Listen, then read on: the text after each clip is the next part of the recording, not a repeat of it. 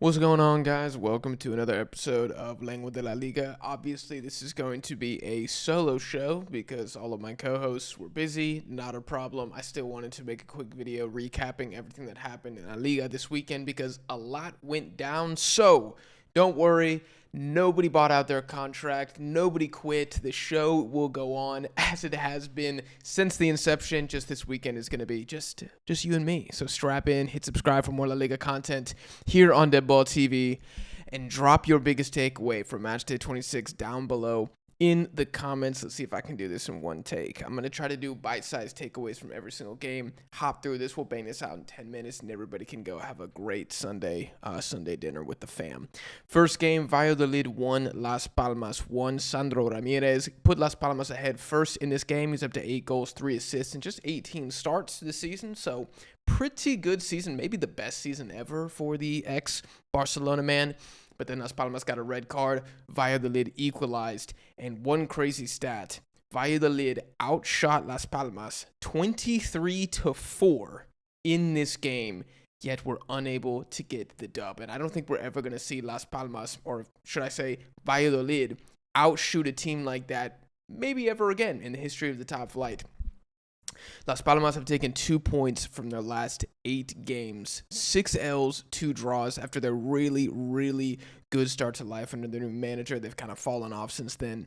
And Valladolid end their 6-game losing streak, although it still is just a point. And at the end of the day, it's not really going to be enough to keep them up. Las Palmas are just 1 point clear of relegation now. They are in big trouble. Moving on to Rayo Vallecano 1, Sevilla 1. Now, the only reason that Sevilla survived this game and actually leave the Vallecas with a single point is because Orhan Nyland, their goalkeeper, absolutely balled out, and Dodi Lukebakio scores his 11th goal of the season. And my goodness, if there's one goal you probably need to watch from this weekend in La Liga, it is Lukebakio's banger down the right-hand side against Vallecano. Like, he just basically makes the move from himself. We've said it many times on the channel, on the series. He's a one-man army. He's carrying this team. The fact he's up to 12 GA with the Sevilla side is absolutely ridiculous.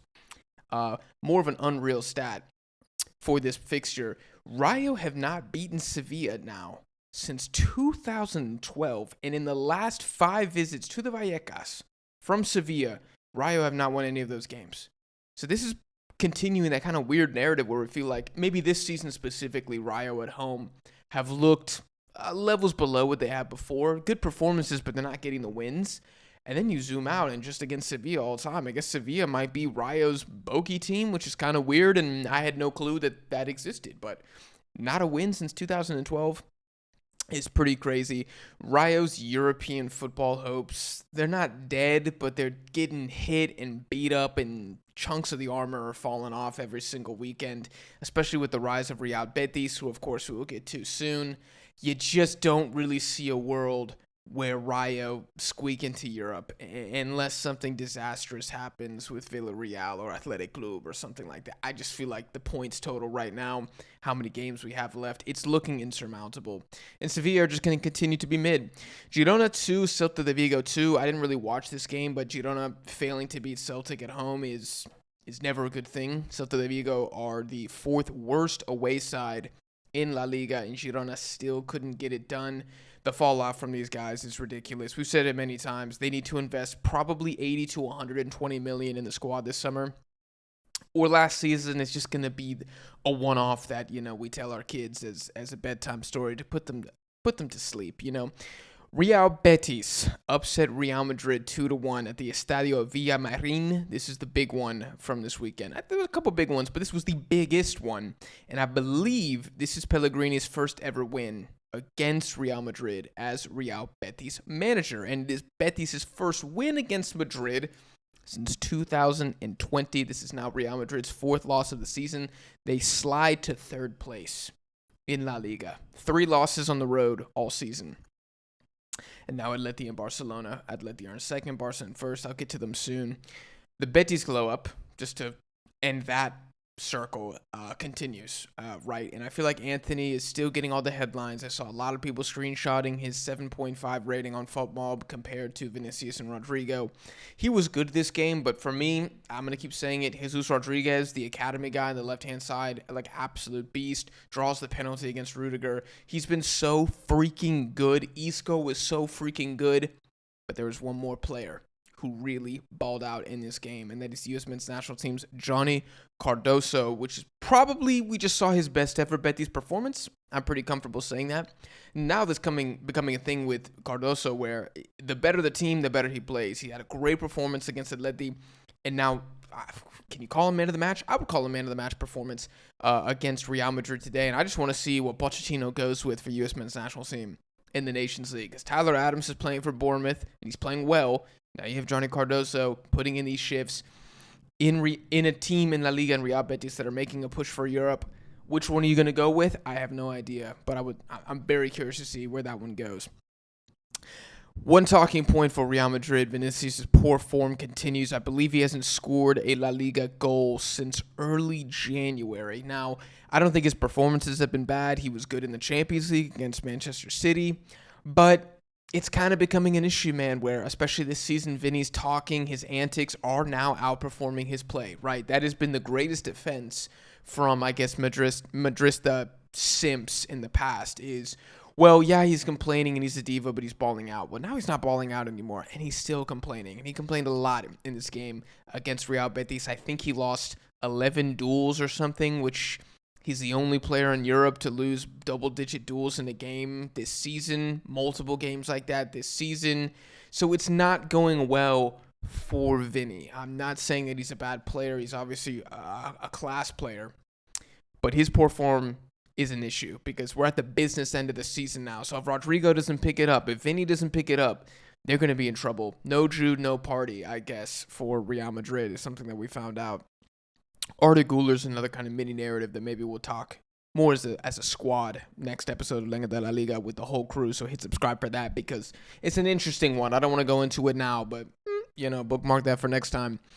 Atletico 1, Athletic Club 0. I'm going to be honest. As a colchonero myself, I feel like we got super fortunate in this game. Jan Oblak is a one-on-one save with Iñaki Williams. Athletic Club hit the post 3 times. Berenguer and I think Guruzeta both have an opportunity just outside the 6-yard box where a ball comes across, they hit it, and it just goes wide. One of those could have easily beaten Oblak. God just kind of smiled on Atleti this weekend. I don't think it was a great performance. I don't think it was a poor performance, but Athletic Club, I think, were the better team. Yet, at the end of the day, at the end of the season, Atleti are taking 6 points from Athletic Club, which is insane because this is a team, Athletic Club, that beat Atleti 3 times last season, and now Atleti are doing the double by the like I tweeted, by the hair on Oblak's chin. Like, we made out like bandits in this fixture this season. There really wasn't much separating us, and I think we got very, very lucky. Now, I will say the pass from Marcos Llorente to Julian was an absolute dime. Llorente, underrated baller this season. If he wasn't so positionless, he might be making a case for team of the season somewhere, maybe the right back or right mid position. Julian, the story is just insane. 20 goals now, I think, in all comps, just ridiculous. But yeah, still, despite all that, despite all the positive eyes for Atleti, and this is a massive win for Atleti's title push, Athletic Club were very unfortunate in this game. What I will also say about Athletic Club is, not to get ahead of myself, but on Monday, tomorrow, we have Villarreal Espanyol. And if Villarreal win that game, which they should because Espanyol are terrible away from home, and Villarreal are hosting, they will be 1 point away from Athletic Club for 4th place. So this has been Athletic Club's been a team that's been just behind the big 3 all season. And now just in the last couple weeks, Villarreal just waving in the background, hey, don't forget about us, going on a little streak of their own. And now the pressure could be on Athletic Club. They got to do something in Europa League. The further they stay, the longer they stay in that competition, the more it's going to drag on their La Liga form. They have a good squad, but it's obviously not as deep as the big 3 could spell problems. Barcelona 4, Real Sociedad 0. I don't really know what to say about this game. Elustando for Sociedad gets an early red card, and then any sense of drama or competitiveness just went out the door. And for Sociedad, I'm so pissed at this team. They're so annoying. They're such underperforming players that I get frustrated even talking about them, right? Like, it was Real Betis and Sociedad. They were competing for, like, the biggest underachievers. Betis decided to do something and implement changes in January. Sociedad said, nah, we're good. We're going to bring in... Actually, we're not going to bring in anybody. We're just going to chill. We're good. We love our squad. We don't need to do anything. Now Betis are making a push, and Sociedad are in 10th. Middle of the table. Just so freaking average, which is inexcusable for this team. The stats from this game are astonishing. 33 shots for Barcelona, 0 for Real Sociedad. 0 shots to 33. Like, I don't get... No Kubo, no party, sure. But you can't get bossed around like that. Especially because Sociedad... got a big win against Barcelona earlier in the season. You got to know these guys are coming for revenge, and you give me 0 shots and a red card in the first 20 minutes? I'm done with Sociedad, bro. Barcelona, they take the 3 points, decisive 3 points. They go back into first place.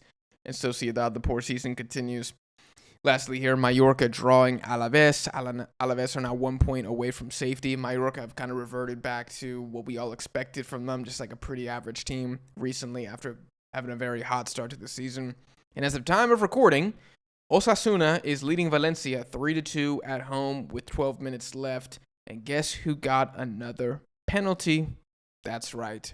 Ante Budimir, Mr. Pen Merchant himself. Absolutely crazy. I think he's got 7 pens this season. It's just insane.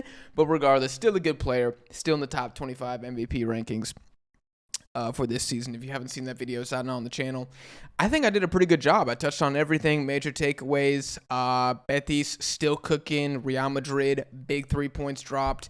Atletico somehow do the double off Athletic Club, who are now fighting to stay in the top 4, and Barca are still in first place. So there's a lot going on in La Liga. Like I said, I'll be back with the full squad next weekend to talk about everything else. And of course, we're going to be dropping videos in the week about any sort of mini topics related to either Spanish teams in the Champions League, which we did a prediction video for that, or just the Ballon d'Or race, Vinicius and what's going to happen to him this summer. All those narratives will be covered on Lengua de la Liga, part of the Deadball TV network. If you guys enjoyed this video, make sure you drop it a like, hit subscribe for more La Liga content here on Deadball TV. Check me out on social media, links in the description. I'll see you guys in the next one.